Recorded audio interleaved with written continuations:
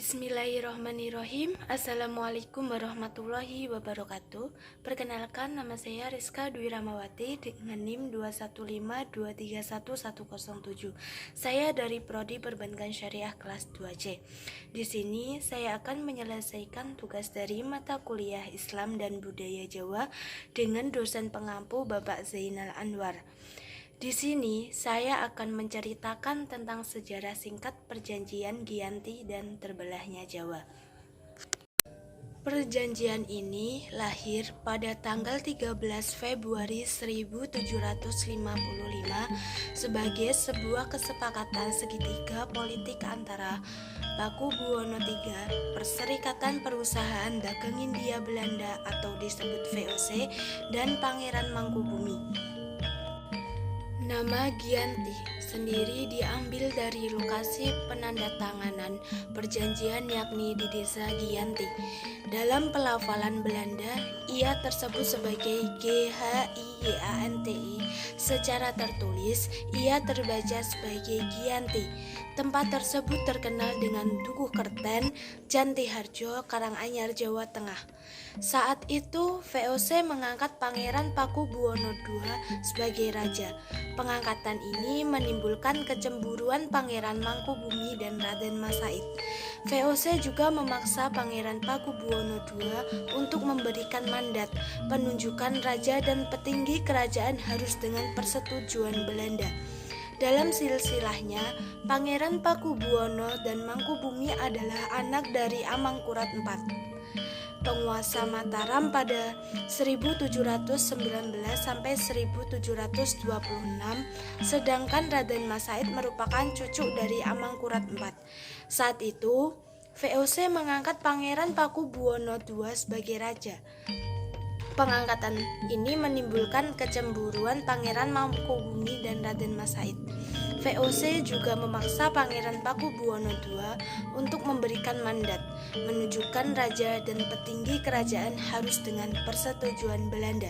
Raden Mas Said dan Pangeran Mangkubumi memberikan perlawanan kepada VOC dan Pakubuwono II sebagai bentuk protes.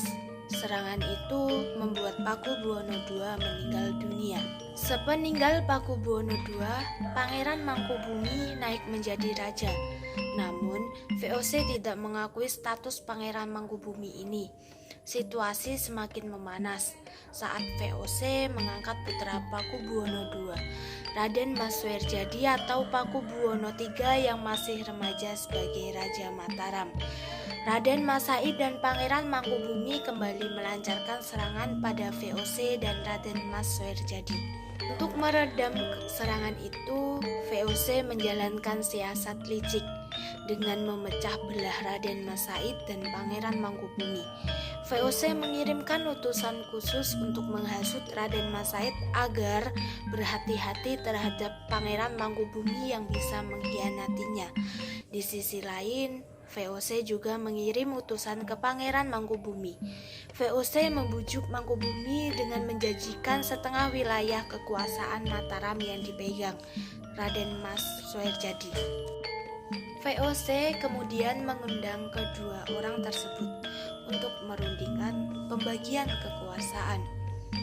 Perundingan terjadi pada tanggal 22 sampai 23 September 1754, membahas pembagian wilayah kekuasaan Mataram, gelar yang akan digunakan, kerjasama VOC dengan Kesultanan, dan sebagainya.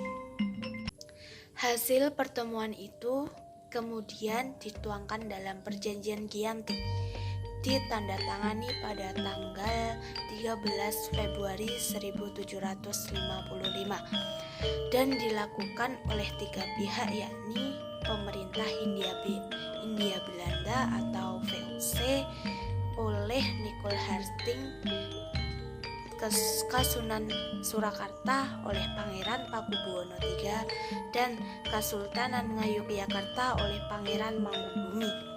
Isi Perjanjian Giyanti ada 9.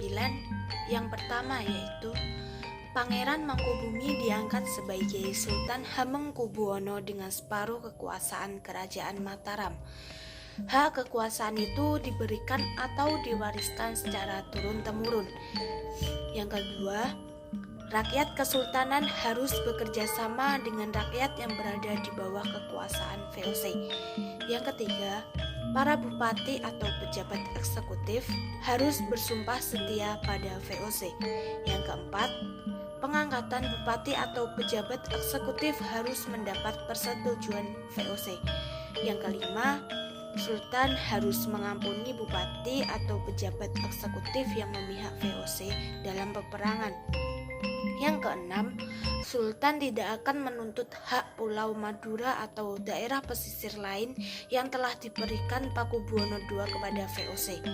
Sebagai gantinya, VOC akan memberikan uang ganti rugi sebesar 10 ril setiap tahunnya. Yang ketujuh, Sultan Hamengkubuwono akan memberi bantuan jika Sultan Pakubuwono III membutuhkan. Yang kedelapan, Sultan akan menjual bahan makanan dengan harga yang ditentukan VOC. Yang kesembilan, Sultan berjanji menepati segala macam perjanjian yang pernah dibuat antara penguasa Mataram dahulu dengan VOC. Perjanjian yang diadakan di desa Jantiharjo ini dihadiri oleh 3 pihak, yakni VOC, Kasunanan Surakarta, dan Kasultanan Ngayogyakarta. Para tokoh itu adalah VOC. Yang pertama, Nicholas Harting atau Gubernur Jenderal VOC. Yang kedua, Breton. Yang ketiga, Kapten C. Donkel. Yang keempat, W. Fognes. Yang kelima, Pendeta Bastani. Kesultanan Ngayogyakarta yang pertama ialah Pangeran Mangkubumi dan yang kedua Pangeran Natakusuma. Isi Perjanjian Giyanti. Dampak dari Perjanjian Giyanti memecah belah Kerajaan Mataram. Kerajaan Mataram terbagi menjadi 2, yakni Kesultanan Ngayogyakarta Hadiningrat dan Kasunanan Surakarta Hadiningrat.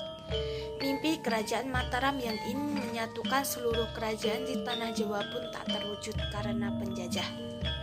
Itulah sejarah Perjanjian Giyanti yang dibuat VOC untuk memecah belah Kerajaan Mataram Jawa. Sekian dari saya, kurang lebihnya mohon maaf. Wassalamualaikum warahmatullahi wabarakatuh.